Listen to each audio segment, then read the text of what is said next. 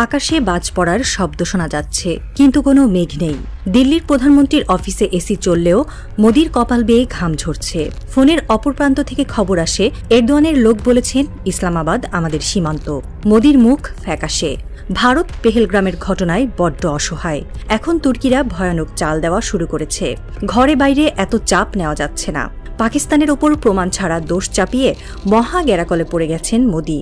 তার কার্যালয়ের চার দেওয়ালই যেন তাকে চেপে ধরতে চাইছে। কিন্তু তুরস্ক কেন পাকিস্তানের পক্ষে বুক পেতে দিচ্ছে? তুরস্কের সংসদ সদস্য আলী শাহিনের একটি বক্তব্য এই ঝড়ের সূচনা করেছে। তিনি স্পষ্ট ভাষায় বলেছেন, ইসলামাবাদ তুরস্কের সীমান্ত। তুরস্কের নিরাপত্তা শুরু হয় ইসলামাবাদ থেকে। যদি ইসলামাবাদের ওপর কোনো হুমকি আসে, তুরস্ক তার জবাব দেবে। এই বক্তব্য শুধু কথার খেলা নয়, এটি একটি কৌশলগত অবস্থান যা তুরস্কের রাষ্ট্রীয় নীতির প্রতিফলন। প্রসঙ্গত, আলী শাহিন তুরস্কের ক্ষমতাসীন একে পার্টির সাংসদ। বিশ্লেষকদের মতামত, শাহিনের মন্তব্য অত্যন্ত পরিকল্পিত। এটা আসলে এরদোয়ানেরই মনোভাব। তার ভাবনাটাই পার্টি মেম্বারদের মুখ দিয়ে বলানো হয়েছে। শাহিনের কথায় স্পষ্ট, তুরস্ক ভারতীয় উপমহাদেশে সামরিক উপস্থিতি নিশ্চিত করতে চায়, যেমনটা এসেছিল মোগলরা তাদের পূর্বপুরুষেরা। আর সেই কারণেই পাকিস্তান তুরস্কের জন্য একটি লাল রেখা, এমন কথা বলা হয়েছে। এই ঘোষণা ভারতের কাছে একটি সতর্কবার্তা যে কোনো সামরিক বা কূটনৈতিক পদক্ষেপের ফলাফল শুধু পাকিস্তানের সঙ্গে সীমাবদ্ধ থাকবে না, বরং তা তুরস্কের মতো শক্তিশালী মিত্রের হস্তক্ষেপ ডেকে আনতে পারে। এই ঘোষণার পেছনে তুরস্কের কৌশল কি? তুরস্ক কি কেবল পাকিস্তানের প্রতি ভ্রাতৃত্ববোধ থেকে এই অবস্থান নিয়েছে, নাকি এর পেছনে গভীর ভূ রাজনৈতিক উচ্চাকাঙ্ক্ষা লুকিয়ে আছে?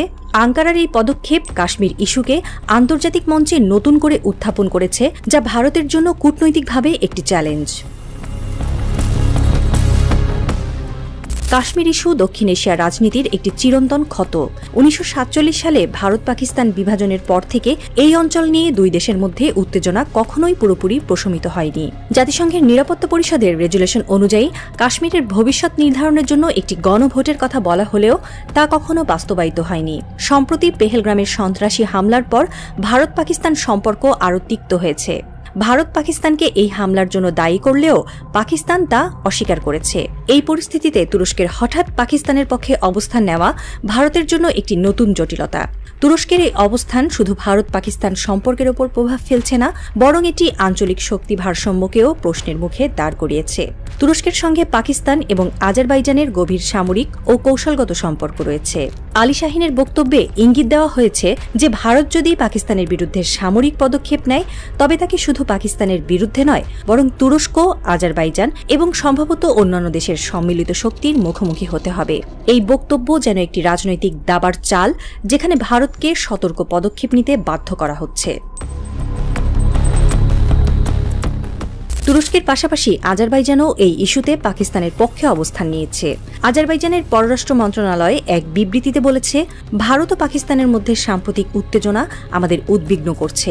আমরা বিশ্বাস করি আন্তর্জাতিক আইন ও জাতিসংঘের নিরাপত্তা পরিষদের রেজুলেশনের ভিত্তিতে অর্থপূর্ণ সংলাপ ও আলোচনার মাধ্যমে কাশ্মীর সমস্যার সমাধান সম্ভব।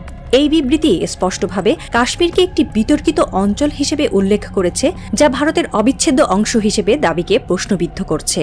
আজারবাইজানের এই অবস্থান তুরস্ক, পাকিস্তান, আজারবাইজান ত্রিপক্ষীয় সম্পর্কের গভীরতা প্রকাশ করে। আর্মেনিয়া আজারবাইজান যুদ্ধে পাকিস্তানের সমর্থন আজারবাইজানের জন্য গুরুত্বপূর্ণ ছিল। এখন কাশ্মীর ইস্যুতে আজারবাইজানের সমর্থন পাকিস্তানের জন্য একটি কৌশলগত সুবিধা। এই ত্রিপক্ষীয় জোট ভারতের জন্য একটি নতুন ভূ রাজনৈতিক চ্যালেঞ্জ তৈরি করছে। ভারত এই পরিস্থিতির জন্য প্রস্তুত ছিল না। তুরস্কের ঘোষণার পর দিল্লির কূটনৈতিক মহলে তৎপরতা বেড়েছে। ভারতের পররাষ্ট্র মন্ত্রণালয় তুরস্কের এই বক্তব্যকে অগ্রহণযোগ্য বলে প্রত্যাখ্যান করেছে। এক বিবৃতিতে ভারত বলেছে, কাশ্মীর ভারতের অবিচ্ছেদ্য অংশ। অন্য কোনো দেশের এই বিষয়ে হস্তক্ষেপের কোনো অধিকার নেই। তবে এই বিবৃতির পেছনে একটি অস্বস্তি স্পষ্ট। তুরস্কের মতো একটি শক্তিশালী দেশের পাকিস্তানের প্রতি প্রকাশ্য সমর্থন ভারতের আন্তর্জাতিক অবস্থানকে দুর্বল করতে পারে। একটা সময় ছিল যখন মোগল সাম্রাজ্যের সৈনিকরা ঘোড়ায় চড়ে দিল্লির সিংহাসনে আরোহণ করত। সেই রক্ত আজও বহমান।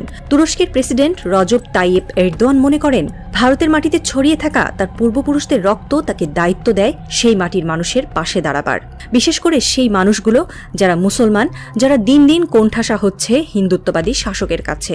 এই টানটা আবেগের, ঐতিহাসিক সূত্রে বাঁধা এবং এখন তা কূটনৈতিক ও সামরিক অগ্রযাত্রায় রূপ নিচ্ছে। তুরস্কের এই অবস্থান কেবল মুসলিম ভ্রাতৃত্ব নয়, এটি হচ্ছে ইতিহাসের প্রতি দায়বদ্ধতার বহিঃপ্রকাশ। এরদোয়ানের কাছে ইতিহাস শুধু বইয়ের পাতায় বন্দী নয়, এটি দায়িত্ব। তিনি মনে করেন যারা ভারতের মাটিতে মোগলদের শেকড় কেটেছে তাদের সামনে দাঁড়াতে হলে ইতিহাসকে ফিরিয়ে আনতে হবে। দিল্লির চত্বরে যেন আবার ভেসে বেড়ায় আল্লাহু আকবার ধ্বনি, এটাই এরদোয়ানের অঘোষিত অভিপ্রায়। ঐতিহাসিক ঘটনা প্রবাহ যেন ইতিহাসের পুনরাবৃত্তি। ব্রিটিশরা যেমন একসময় মোগলদের বিচ্ছিন্ন করে ভারত দখল করেছিল, আজ সেই মোগলদের উত্তরসূরিরা তুর্কি রক্তধারায় বয়ে চলা এক জাতি আবার ভারতকে চ্যালেঞ্জ জানাচ্ছে। তুরস্ক শুধু মুসলিম ভ্রাতৃত্ব নয়, ভারতীয় উপমহাদেশে মুসলমানদের ইতিহাস ও অধিকার পুনরুদ্ধারের দাবিও উত্থাপন করছে। এই আবেগ, এই দাবি শুধু রাজনৈতিক নয়, এটি ইতিহাসের গভীরে গাথা। মোদি জানেন সামরিক যুদ্ধ নয়, এই যুদ্ধটা হচ্ছে মানসিকতার, ইতিহাসের পুনরাবিষ্কারের।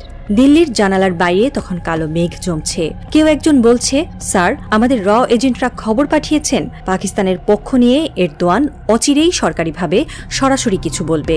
মোদির সাদা চুলে দিল্লির লিলুয়া বাতাস বইছে। সেই বাতাস যেন ঝিরঝির করে হিন্দুত্ববাদী নেতার কানে বলতে চাইছে, তোমরা শুধু শুনছো, আমি বুঝতে পারছি। মোগলরা ফিরে এসেছে, এইবার এরদোয়ানের রূপে।